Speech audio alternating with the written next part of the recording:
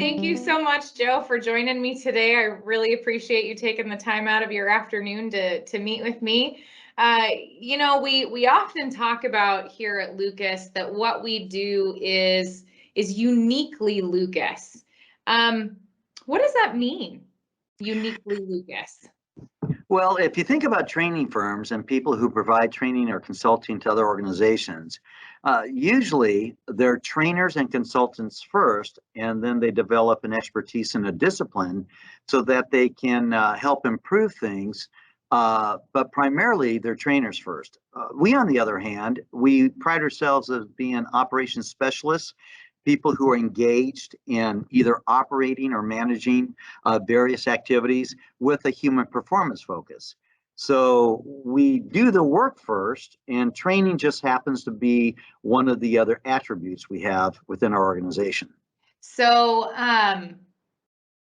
we start with operations. Why the human performance philosophy? Where does that come from? How is that incorporated? Well, and when we use the word operations, we actually broaden the scope to mean anytime you are making a decision that affects the actions of achieving a product or a service. So when we go out to accomplish something, all of it's an operation, whether it be healthcare, pharmaceutical, construction, manufacturing. Within those operations, people are going to make a mistake, an error is going to occur, and it's important to be able to predict where and when that might happen so we can prevent it.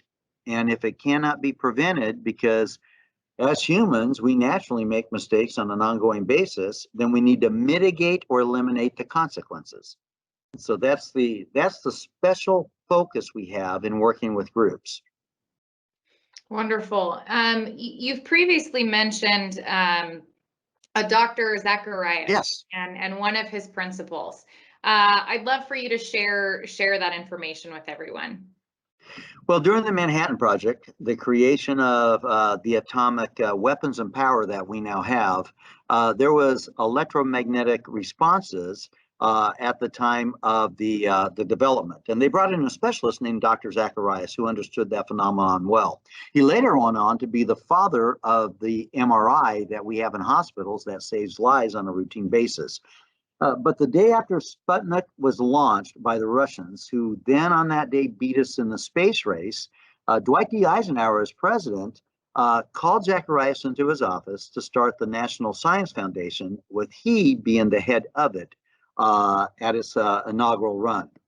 And he asked him, Zacharias, why is it that the Soviets are so much better at teaching their kid physics than we are? And Zacharias responded, well, that's easy. We teach kids physics.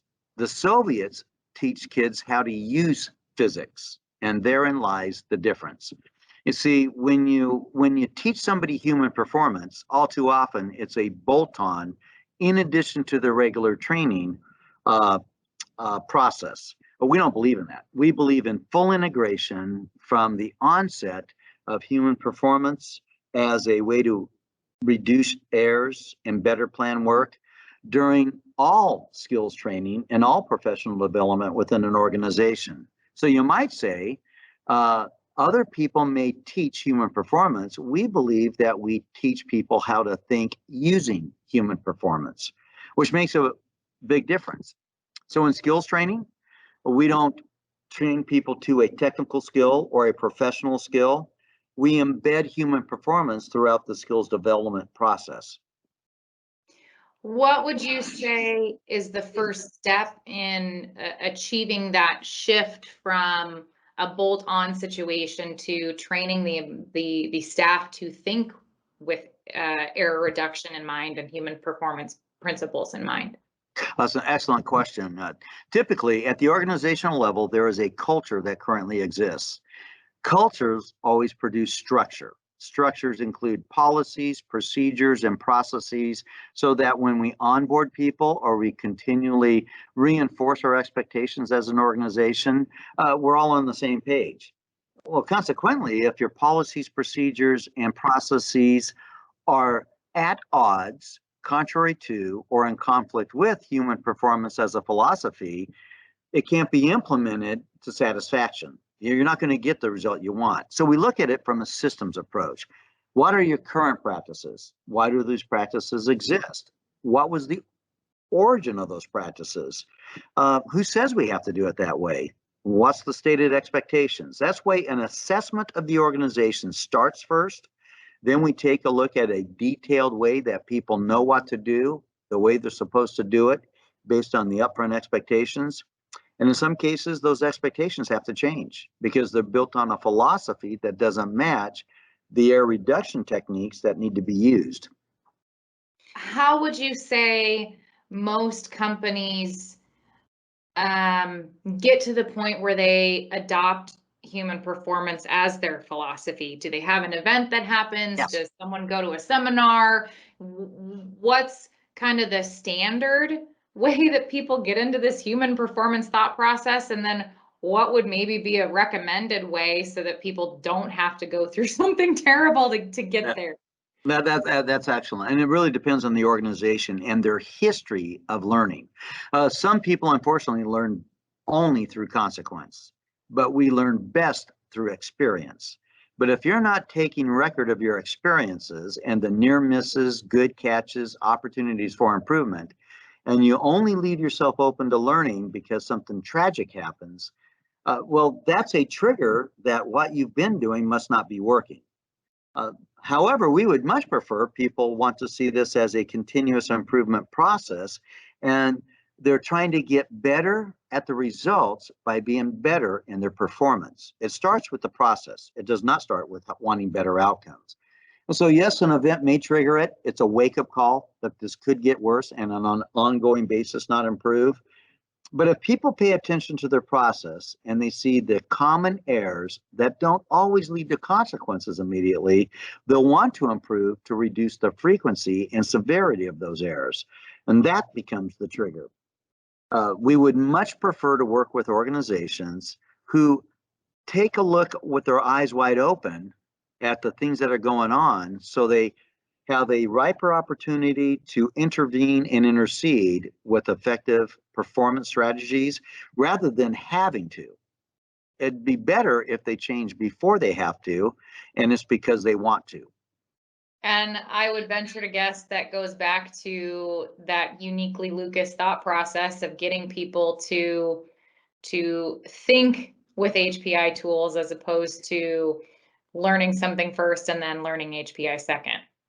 Yes, a real wake-up call for a lot of organizations is they have taken the traditional approach that they believe will give them a unique outcome. No, it's going to give you a traditional outcome. Traditional systems lead to traditional outcomes. You already know what the end result is. You haven't changed anything. Edward Deming said it this way: every system is perfectly designed to get you the results you're currently getting. If you don't like it, you better look at your system. And so when we take a look at the system, we find out that even though the individual may have been cause for concern, their actions or decisions, it was the system that influenced the individual. Influencing the individual is not going to change your system. You need to change your system to get better performance. So companies will implement this to be more proactive in their operations. What would you say is the time frame? Is this something that someone can come in and turn on right away, or is this a long integration process? What does that look like for a company? Again, an excellent question. It really depends on the history of the company. How many times they've tried different approaches, because in every culture you will have a flavor of the month, a program of the day. We've got several bulletin boards filled with these similar promises that have been made that have never been kept. But if you don't have that, if this is part of an ongoing continuous improvement process, well, where people have wanted to and know how to improve their process, this will be just another way of making things better, given the level of effort that's warranted. However, if there's a great level of effort because things in the past haven't worked, or there were a lot of false starts, hey, we're going to try this, we're going to work it, we never worked it, so we really didn't try it. And then it's going to take a while. Cultures don't typically believe just because you're introducing something, things are going to change. We try to, and we believe this, it is more important to manage the relationship, for instance, rather than just to plan the wedding. All too often, people focus a lot on the wedding, that big day where you get everybody together. You spend all your money up front and making these promises to each other, and then there is no investment whatsoever in the relationship. And so it's the relationship and the follow-up from the big event that matters. And that's how we see our role in this. Well, I'm glad we're in it for the long haul, Joe. I appreciate that analogy. Well, I really want to thank you again for joining me today. It's been great. You know, for me, we all do talk about things being uniquely Lucas, and it wasn't until your story with Dr. Zacharias a couple weeks ago that I went, oh, that's what it is. That's the information. So really, thank you so much. I appreciate it. You bet. Thank you very much for the time spent.